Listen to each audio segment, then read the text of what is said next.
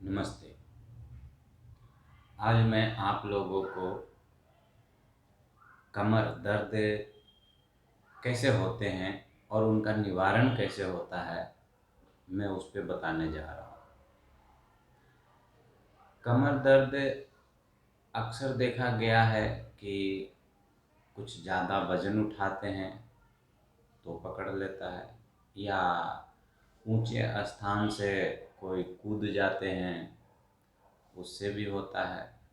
कुछ लोग Acrobat, gymnast या किसी प्रकार का वो स्टंट करते हैं उसमें भी आ जाता है। किसी एक्सीडेंट की वजह से जो है उसमें भी आता है। तो कमर दर्द बहुत ही कष्ट देता है। पर योग में कुछ आसन हैं जिसे करके बहुत अच्छा राहत मिलता है, और यदि आप लगातार 2 से 3 महीने करते हैं तो बड़ा से बड़ा स्लिप डिस्क, कमर का दर्द एकदम से ठीक हो जाता है। तो इस दर्द से मुक्ति पाने के लिए कुछ आसन होते हैं, और आसन जो होते हैं वो फिजियोथेरेपिस्ट, कोई डॉक्टर वगैरह भी बता देते हैं छोटे मोटे, और उनसे ठीक भी हो जाता है। पर बाद में फिर वही मुसीबत होता है, वापस आ जाता है। तो यहाँ पर समझने वाली बात ये है कि फिजियोथेरेपिस्ट बता देते हैं इस तरीके से करने से आपका कमर दर्द ठीक हो जाएगा, पर आगे चल के वो फिर से आता है। क्यों आता है? क्योंकि हमारे मांसपेशियां जो है इतना स्ट्रोंग नहीं हुआ है। तो हम फिजियोथेरेपी के द्वारा भी करते हैं, ठीक करते हैं, और उसके बाद हमें कमर का, उसके मांसपेशी का, नस का, हर एक का जो होता है, हम एक्सरसाइज करके उसमें ताकत डालते हैं। तो हमें नस को भी ताकत देना होता है, मांसपेशियों को भी ताकत देने होते हैं। दोनों को हम ताकतवर बना लेते हैं, उसके बाद ये दर्द से राहत मिल जाता है। पर वो जो मैंने अभी कुछ देर पहले फिजियोथेरेपी के बारे में बताया, उसमें यही होता है कि आपको राहत मिल जाता है।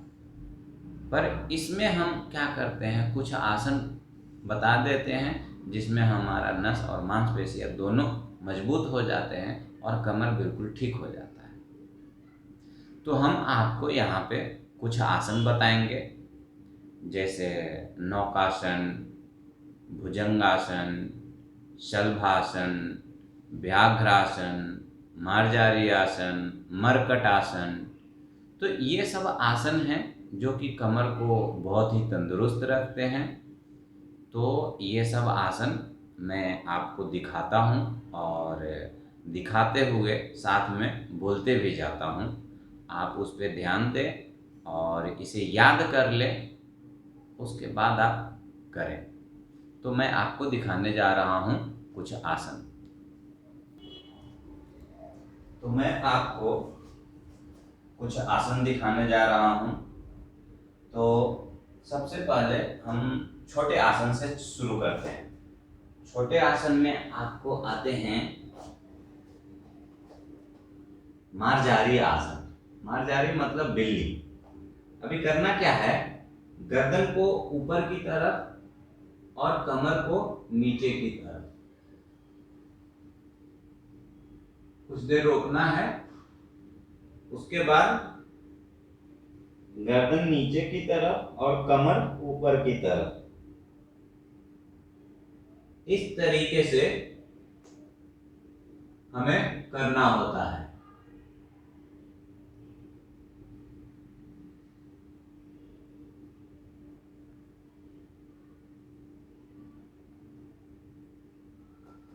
फिर इसी में हम व्याघ्रासन करते हैं। व्याघ्रासन में क्या करना है, इसी पोजीशन में एक पैर को हम उठा देते हैं, ऐसा गर्दन ऊपर की तरफ, कुछ देर रोकते हैं, उसके बाद पैर को नीचे लेके आ गया। फिर इसी तरह से दूसरे पैर से करते हैं, गर्दन ऊपर की तरफ, इसको सीधा भी रख सकते हैं आप, बेंड भी रख सकते हैं। तो ये हो गया व्याघ्र आसन। अब हम और सरल आसन करते हैं। ये बड़ा ही आरामदायक आसन है। ये देखिए मकरासन।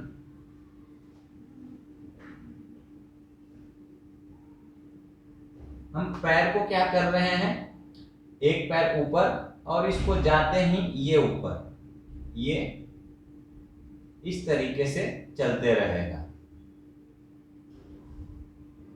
अब दोनों पैर को एक साथ करेंगे।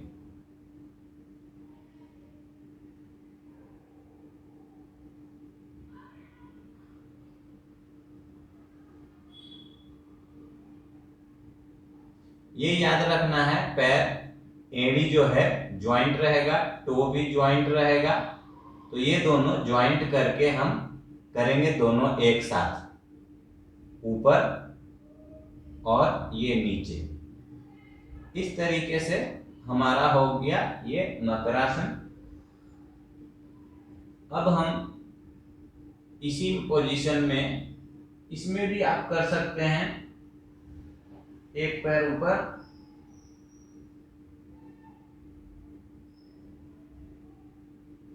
फिर दूसरा पैर ऊपर।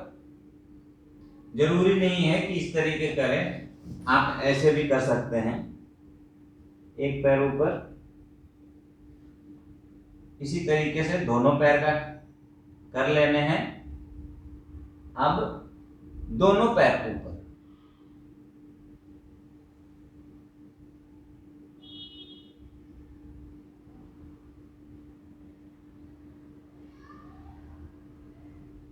इस तरीके से ये शलभासन में आएगा। अब भुजंगासन।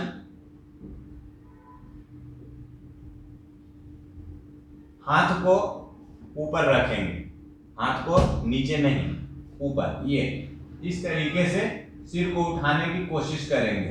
पर ये ध्यान में रखना है कि यहाँ पे भी हमारा जो है एड़ी जुड़ा हुआ रहेगा, हिल ज्वाइंट, टो ज्वाइंट। उसके बाद हम सिर को ऊपर की तरफ उठाने की कोशिश करेंगे और ये हाथ जो है हवा में रहेगा। ये भुजंगासन। अब है इसमें भुजंगासन भी करेंगे और ये पैर भी ऊपर करेंगे, तो ये हो जाएगा शलभासन। इस तरीके से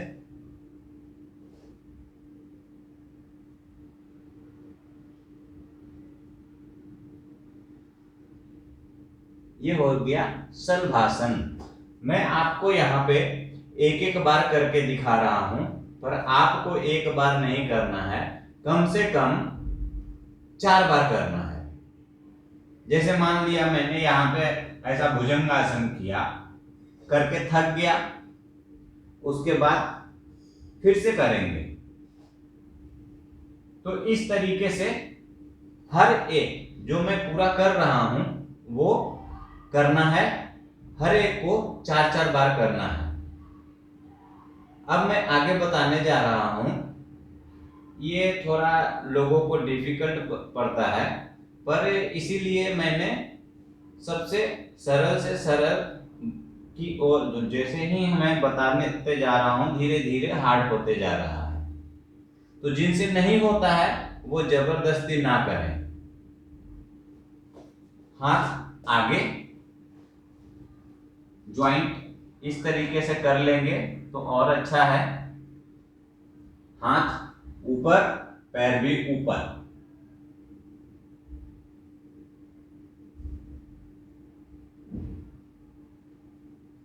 कुछ देर रोकेंगे। इस तरीके से हमें नौकासन करना है। अब हम नेक्स्ट आसन की तरफ चलते हैं।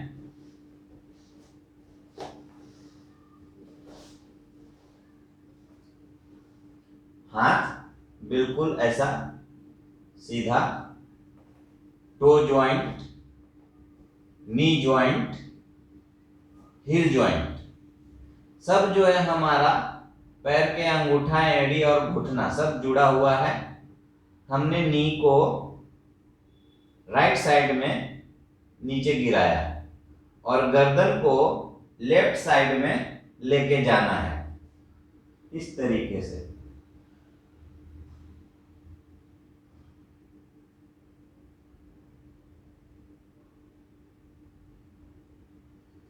फिर नी को लेफ्ट साइड ले जाएंगे और गर्दन को राइट साइड।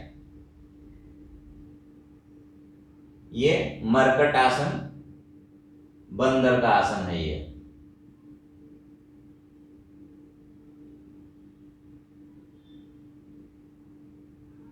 जोर नहीं लगाना है,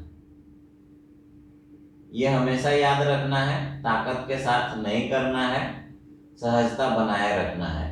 ये हमारा हाथ इस तरीके से रहेगा, पीठ एकदम लगा हुआ रहेगा। ऐसा नहीं कि पीठ उठा दिया, पीठ नहीं उठाना है, पीठ लगा हुआ रहेगा। इस तरीके से हमने राइट साइड नी तो लेफ्ट साइड सिर, लेफ्ट साइड नी तो राइट साइड सिर। तो इस तरीके से हमने ये बंदर वाला आसन, मरकट आसन किया। अब हम करेंगे कंधरासन। कंधा वाला आसन है, कंधे की जोर से जो है ये हिप को ऊपर की तरफ उठाना है। इसमें भी हमारा घुटना, एड़ी और पैर के अंगूठे सब जुड़े रहेंगे। यदि किन्हीं का नहीं जुड़ता है तो कोई बात नहीं, थोड़ा पैर फैला के कर सकते हैं। इस तरीके से ऊपर की तरफ उठाना है कमर, हिप को। जरूरी नहीं कि हाथ नीचे रहे, हाथ ऊपर भी रख सकते हैं, पीछे भी रख सकते हैं।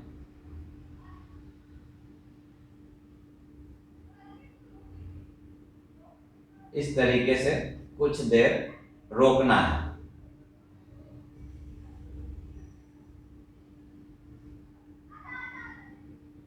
फिर ये सब हमने जितना भी बताया, ये सब हो जाने के बाद सब आसन में इस तरीके से आराम करना है।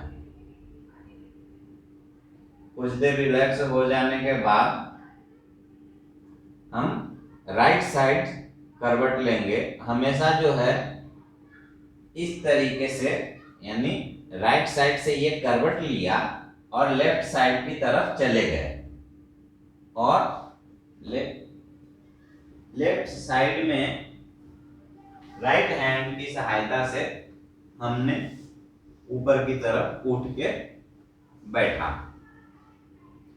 तो ये हमारा हुआ कमर को ठीक करने का जो भी अभ्यास था, आसन हमने बताए, ये सारे के सारे हैं। अब गलती कहाँ होता है कि हम इतने सारे एक्सरसाइज किया और उसमें कुछ ऐसा एक्सरसाइज कर लिया जो बैक पेन को बढ़ा देता है, दर्द बढ़ते जाए।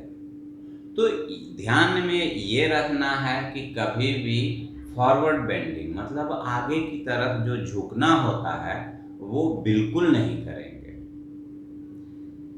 जैसे हम इस तरीके से आगे की तरफ झुक रहे हैं, तो ये कोई भी झुकना हो या पैर सीधा ऐसा उठाना हो, जो भी हमारा आगे की तरफ जो बेंडिंग होता है, जो बनता है आगे की तरफ, जो भी झुकाव है वो बिल्कुल ना करें। आगे झुकने से बिल्कुल बचें आप। जितना बचेंगे उतना जल्दी आपका कमर दर्द ठीक होगा। लोग गलती यहीं पे करते हैं कि कमर में दर्द है और आगे झुक के थोड़ा खींचते हैं कि थोड़ा आराम मिला, पर वो आराम नहीं मिलता है, उल्टा कमर दर्द और बढ़ता है। तो सबसे ज़्यादा यहाँ पे यही ध्यान रखना है कि हम जो हैं आगे की तरफ नहीं झुकेंगे, बस ये ध्यान में रखना है। बाकी जितने भी हमने आसन बताए हैं, ये सभी आसन से आपका कमर दर्द बिल्कुल ठीक हो जाएगा।